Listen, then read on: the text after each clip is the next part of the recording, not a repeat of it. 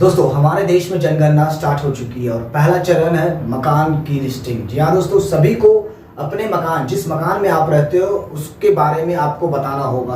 आप कैसे बताएंगे, इसके बारे में पूरा जानकारी आपको बताऊंगा। अपने ही मोबाइल से अपनी मकान की लिस्टिंग कर सकते हो। जनगणना में अपना मकान के बारे में पूरा डिटेल शेयर कर सकते हो। सारी जानकारी इस वीडियो में आपको मिलेगी, तो चैनल को सब्सक्राइब कर दे ताकि जनगणना से रिलेटेड आपकी सारी जानकारी आपको इसी वीडियो में मिलेगी। 2027 के जनगणना में अपना मकान की लिस्टिंग कैसे करते हैं, गूगल क्रोम में आके आपको लिखना होगा सेंसस 2027। जैसे ही आप लिखोगे आपके पास बहुत सारे वेबसाइट आ जाएंगे, जिसमें आपको सबसे ऊपर वाले सेंसस ऑफ इंडिया वाले पे आपको क्लिक करना है। फिर आपके पास कुछ इस तरह का इंटरफेस आएगा, तो आपको जाना है सेल्फ इन्यूमरेशन में। इस ऑप्शन पे क्लिक करना है। अगर आपको फ्रंट पे अगर ना दिखे ये ऑप्शन, तो आप सबसे नीचे जाएंगे, यहाँ पे आपको सेल्फ इन्यूमरेशन का ऑप्शन मिल जाएगा।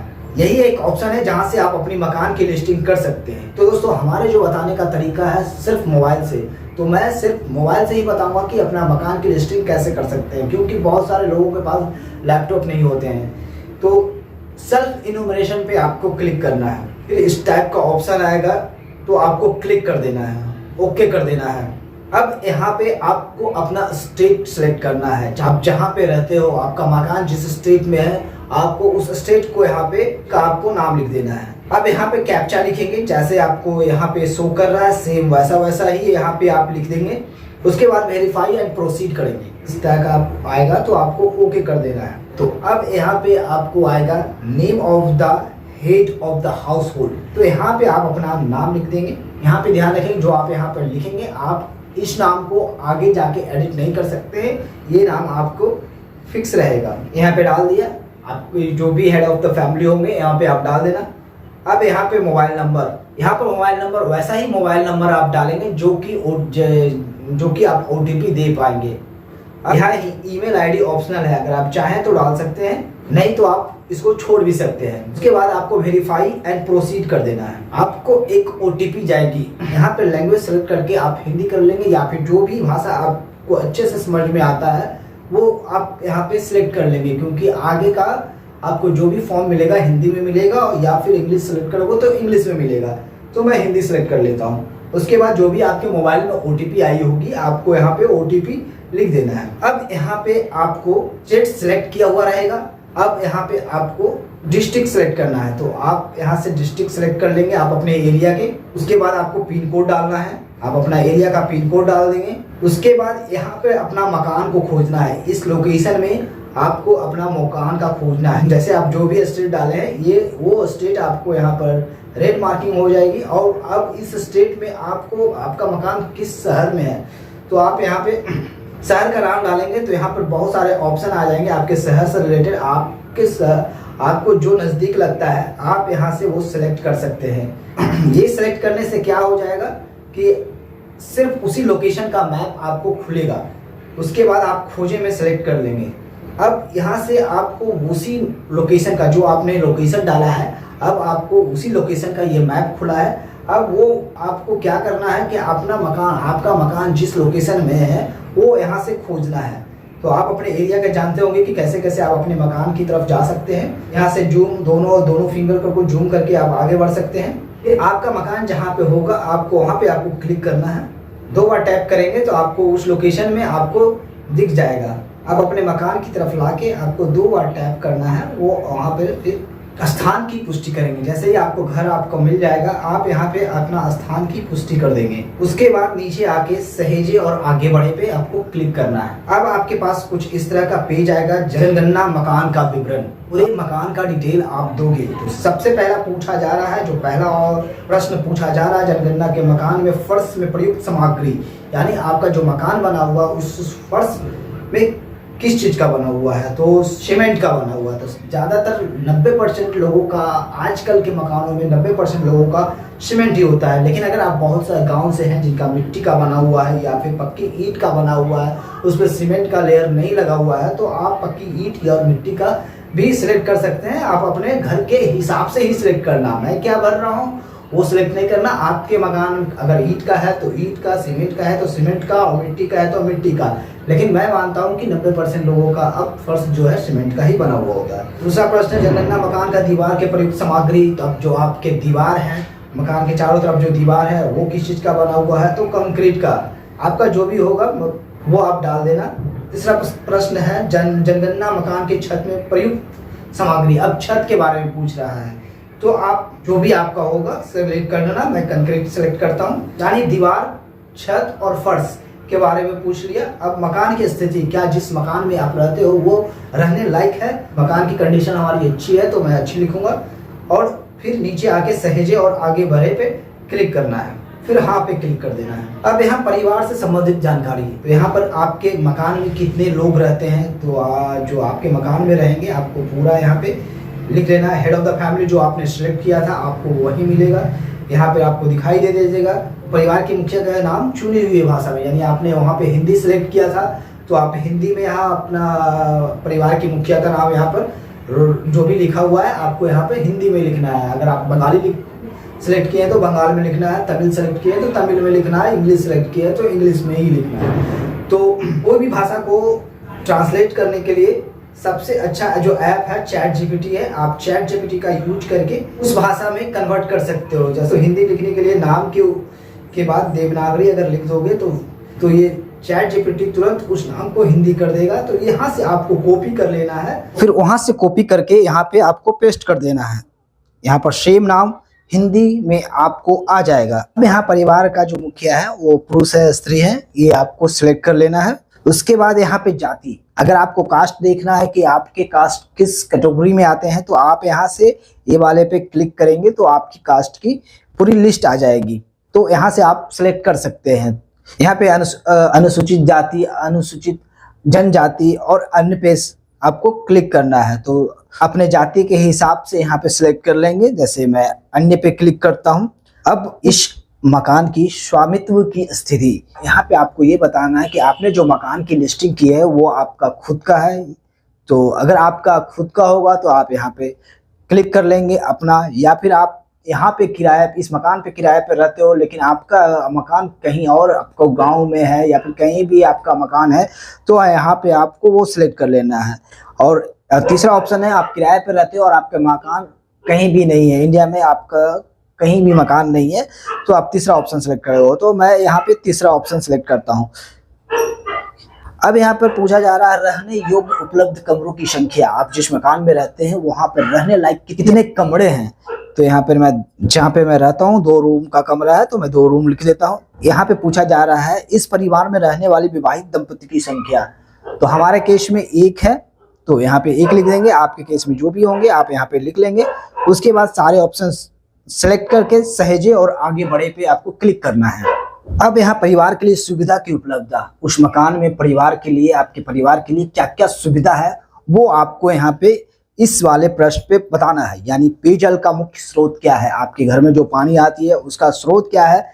तो सभी लोगों को लगभग 90% लोगों का स्रोत मोटर से पानी आता होगा। तो ये नल का पानी उपचारित स्रोत पे आपको सिलेक्ट करेंगे। आपका जो होगा, आप कुआं से लाते होंगे तो कुआं पे सिलेक्ट करेंगे। गांव वगैरह में अभी भी लोग कुएं से लाते हैं।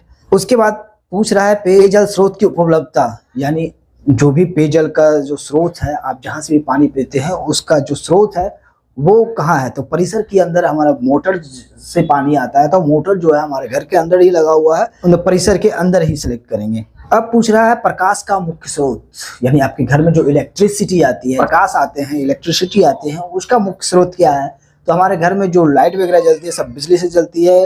कोई भी गांव वगैरह में अभी भी मिट्टी का तेल यूज होता होगा, लेकिन ये सब बंद हो गया है। सिर्फ आप बिजली ही सिलेक्ट करना अगर आप गांव में भी रहते हो तो, क्योंकि बिजली सभी जगह पहुंच चुकी है। अब यहाँ पे उस मकान में शौचालय की सुलभता, अब उसमें क्या आप जिस मकान में रहते हैं वहाँ शौचालय है। अगर आपके घर के अंदर शौचालय बना हुआ है तो हाँ वाले ऑप्शन पे करेंगे। और उस शौचालय में सिर्फ अगर आपके परिवार वाले ही जाते हैं तो केवल परिवार के उपयोग हेतु पे क्लिक करेंगे। लेकिन अगर और शेयरिंग वाला है, अगर दूसरे परिवार भी जाते हैं वहाँ पे, आपके परिवार के अलावे इन 4 लोगों के अलावे और दूसरे लोग भी जाते हैं, वहाँ पे अन्य परिवारों के साथ साझे में लिखेंगे। जैसे बहुत सारे रेंट वाले रूम होते होंगे तो एक ही बाथरूम में वो शेयरिंग में जाते हैं। तो आप, या फिर सार्वजनिक शौचालय यानी सबके लिए एक ही शौचालय है, तो आपको नीचे वाले ऑप्शन पर क्लिक करेंगे। लेकिन ज़्यादातर लोगों को सबको पर्सनल शौचालय होता है, तो आप केवल परिवार के उपयोग हेतु वाले ऑप्शन पे क्लिक करेंगे। अगर शौचालय नहीं है, अगर आप बाहर जाते हैं शौच के लिए, तो आपको खुले नहीं है करके खुले में आपको सिलेक्ट करना होगा। गांव वगैरह में अभी भी बहुत सारी जगह शौचालय नहीं है, तो वो नहीं पे सिलेक्ट कर सकते हैं। अब यहाँ शौचालय का प्रकार पूछ रहा है, तो आप यहाँ पर फ्लश और फ्लश शौचालय नियम से जुड़े हैं, फ्लश या पॉर फ्लश शौचालय निम्न से जुड़े हैं, तो पाइप सीवर पद्धति द्वारा आपको सिलेक्ट करना है। शौचालय के प्रकार में आपको कोई इनमें से एक सिलेक्ट करना है, तो सबसे ऊपर वाला सिलेक्ट करेंगे। बाकी अगर ऊपर वाले आप सिलेक्ट कर लेते हैं तो ये दो नीचे वाले का कोई ऑप्शन नहीं है, ये आपको खाली ही छोड़ना होगा। ऑप्शनल है तो भरने की कोई जरूरत नहीं है। अब गंदे पानी की निकासी, आपके घर में जो गंदा पानी निकलता है वो किससे जुड़ा हुआ है, तो ढकी हुई नाली से जुड़ा हुआ है, तो ढकी हुई नाली पे आपको सिलेक्ट करना है। परिसर के अंदर स्नान सुविधा की उपलब्धता, आपके घर के अंदर स्नान है, अगर हाँ है स्नान गृह पर क्लिक करेंगे, नहीं तो फिर अगर आपका घर में स्नान गृह नहीं है तो फिर नहीं पे क्लिक करेंगे। यहाँ पर आपसे पूछा जाएगा कि आपके घर में एलपीजी और पीएनजी की कनेक्शन है, आप खाना कहाँ कैसे पकाते हैं। तो सबसे पहले आपके पास अगर कनेक्शन है एलपीजी का या पीएनजी का, तो आप सबसे पहले ऊपर वाले ऑप्शन पे आपको क्लिक करना होगा। अगर आपके पास एलपीजी कनेक्शन नहीं है तो आपको ये सेकंड वाले ऑप्शन पे क्लिक करना होगा। अब यहाँ से पूछा जा रहा है घर के भीतर खाना पकाते हैं पर रसोई घर में नहीं है, यानी कितने जगह पर होते हैं कि एक ही कमरा में उसको किचन बना के रखते हैं और एक ही कमरा में सोते हैं, यानी उनके घर में एक स्पेशल किचन नहीं है। नीचे वाले ऑप्शन पे क्लिक कर दें। आपके पास अगर किचन है, आपके पास एक स्पेशल किचन है, तो सबसे ऊपर वाले ऑप्शन को क्लिक करेंगे। लेकिन अगर आपके पास किचन नहीं है, आप एक ही रूम में वहीं पे सोते हो और वहीं पे खाना पकाते हो, तो आप नीचे वाले ऑप्शन को सिलेक्ट करेंगे। तो हमारे केस में किचन है तो हम किचन में बनाते हैं और एलपीजी कनेक्शन भी है। अगर आपके केस में अगर आपके पास नहीं है, आप रूम में ही खाना बनाते हो, तो आपके पास अगर कनेक्शन है एलपीजी, तो आपको यस पे क्लिक करना है, नहीं है तो नहीं पे क्लिक करना है। और कितने लोग जो खुले में घर के बाहर खाना पकाते हैं, कितने लोग हैं कि घर पे खाना नहीं बनाते हैं, मतलब ना ही किचन है और ना ही रूम में खाना बनाते हैं, वो छत पे बनाते हैं या फिर कोई हॉल वगैरह में बनाते हैं, तो उस कंडीशन में आपको ये वाले ऑप्शन को सिलेक्ट करना है। और खाना ही नहीं पकाते हैं, आपको कितने लोग जो है रेंट पर तो रहते हैं लेकिन स्विगी जोमेटो से खाना मंगाते हैं और बाहर खाना खाते हैं, तो आपको खाना नहीं पकाते हैं पे क्लिक करना है। इसमें से कोई एक चूज कर को एलपीजी कनेक्शन है या नहीं है पे क्लिक करना है। तो ये सब ऑप्शन आपको छोड़ देना है। अब खाना पकाने के लिए प्रयुक्त मुख्य ईंधन, आप जो खाना बनाते हो वो उसमें जो ईंधन लगता है वो किस चीज का रहता है, तो हमारे केस में एलपीजी और पीएनजी का ही रहता है, तो हमारे पास एलपीजी और पीएनजी का कनेक्शन है, तो आप बना सकते हैं। अगर आप बिजली का इंडक्शन यूज करते हैं तो आप बिजली का भी सिलेक्ट कर सकते हैं, अगर आपके पास एलपीजी कनेक्शन नहीं है तो। उसके बाद नीचे आके सहेजे और आगे बढ़े पे क्लिक करना है, हाँ पे क्लिक करेंगे। अब यहाँ पे कुछ पूछ रहा है परिवार द्वारा धारित परिसंपत्तियां। अब यहाँ पे पूछा जा रहा है परिवार द्वारा धारित परिसंपत्तियां। अगर आपके पास रेडियो और ट्रांजिस्टर है तो हाँ पे क्लिक करेंगे, और हाँ है तो आपको किस माध्यम से है, तो मोबाइल और स्मार्टफोन पर है। लगभग सभी का मोबाइल और स्मार्टफोन पे रेडियो और ट्रांजिस्टर होता ही है। आपके पास टेलीविजन है, अगर हाँ है तो कौन सा है, तो केबल कनेक्शन का है तो केबल कनेक्शन का लिखेंगे, या फिर दूरदर्शन फ्री डिश वाली आती है तो फ्री डिश वाले पे आपको क्लिक करना होगा। मेरे केस में आपको जियो फाइबर से आपको टीवी चलती है हमारी, तो हम हाँ पे क्लिक करेंगे और अन्य कोई पे सिलेक्ट करेंगे, क्योंकि हमारे पास जियो एयर फाइबर से ही आती है, ना केबल कनेक्शन है, ना डिश है, ना डीटीएच है। इंटरनेट सुविधा, हमारे पास इंटरनेट सुविधा है, तो वो कहाँ से आती है, तो मोबाइल से भी आती है और किसी अन्य उपकरण यानी जियो एयर फाइबर से भी आती है, तो हम मोबाइल और स्मार्टफोन पे ही सिलेक्ट करेंगे। अगर आप इंटरनेट नहीं चलाते तो नहीं पे क्लिक करेंगे। आपके पास लैपटॉप और कंप्यूटर है तो हाँ पे सिलेक्ट करेंगे, नहीं है तो नहीं पे क्लिक करेंगे। अब यहाँ पे टेलीफोन और मोबाइल फोन और स्मार्टफोन, अगर आपके पास है तो हाँ करेंगे, केवल मोबाइल और स्मार्टफोन पे क्लिक करेंगे। अब आपसे पूछा जा रहा है साइकिल, स्कूटर और मोटरसाइकिल और मोपेड है, तो हमारे पास स्कूटर और मोटरसाइकिल और मोपेड है, तो यहाँ पे ये क्लिक करेंगे। कार जीप वैन में कोई है, नहीं है तो नहीं पे क्लिक करेंगे। अब परिवार द्वारा उपयोग किए जाने वाला मुख्य अनाज, तो आपके घर में सबसे ज़्यादा खाए जाने वाले कौन से अनाज है, तो हमारे केस में चावल है। अगर आपका गेहूं होगा तो गेहूं पे सिलेक्ट कर लेना। उसके बाद यहाँ पे आपका मोबाइल नंबर दिख जाएगा और यहाँ पर सहेजे और आगे बढ़े पे आपको क्लिक करना है। यहाँ पे क्लिक कर देंगे। अब यहाँ पर पूरा डिटेल आपका, आपने जो भी फॉर्म भरा था आपको पूरा डिटेल यहाँ पे आ जाएगा। आप एक तरह का अच्छी तरह से आपने जो जो फॉर्म भरा था आप एक बार चेक कर लेना। उसके बाद सबसे नीचे आके पुष्टि करे और सबमिट करे पे क्लिक करना है। अगर आप बाद में सबमिट करना चाहते हो तो ड्राफ्ट के रूप में सेव कर लेंगे, या फिर कुछ गलत हो गया है संशोधन के लिए तो संशोधन के लिए वापस जाएंगे तो आपको फिर से सब चीज डिटेल भरने को बोलेगा। तो हमारा केस में सब चीज सही है तो पुष्टि करे और सबमिट करे पे हम क्लिक करेंगे। यहाँ पे हमारा रेफरेंस आईडी जनरेट हो चुका है जिसको SEID बोलते हैं, यानी सेल्फ इन्यूमरेशन आईडी बोलते हैं कि मकान की लिस्टिंग हो गई है हमारी। अगर जब भी जनगणना स्टार्ट होगी पूरी तो हमें ये अपना मकान की सूची की जो रेफरेंस आईडी मिली है हमें वो इल्यूमिनेटर को जनगणना करने आएंगे, उनके साथ ये रेफरेंस आईडी हमें शेयर करना होगा। तो दोस्तों इस तरह से आप अपने मकान की सूची 2027 की जनगणना के लिस्ट में आप डाल सकते हो। अगर आप ऐसा करोगे तो आपके लिए ही बहुत ही आसान होगा और आप 2027 के जनगणना में आपका भी नाम आ जाएगा। आपके पास सर्वे आएंगे, आपके पूरे फैमिली का डिटेल लेके जाएंगे। तो दोस्तों ये फेज सिर्फ मकान लिस्ट का है। फिर नेक्स्ट जो फेज आएंगे, नेक्स्ट चरण में आपको पूरे परिवार की डिटेल, नाम के सहित सारे चीज, एज के सहित, नाम के सहित सब चीज पूछा जाएगा। तो दोस्तों वीडियो अगर अच्छी लगी है तो लाइक कर दे, चैनल को सब्सक्राइब करते। मिलते हैं अगले कुछ इसी तरह का न्यू जानकारी के साथ, तब तक के लिए धन्यवाद।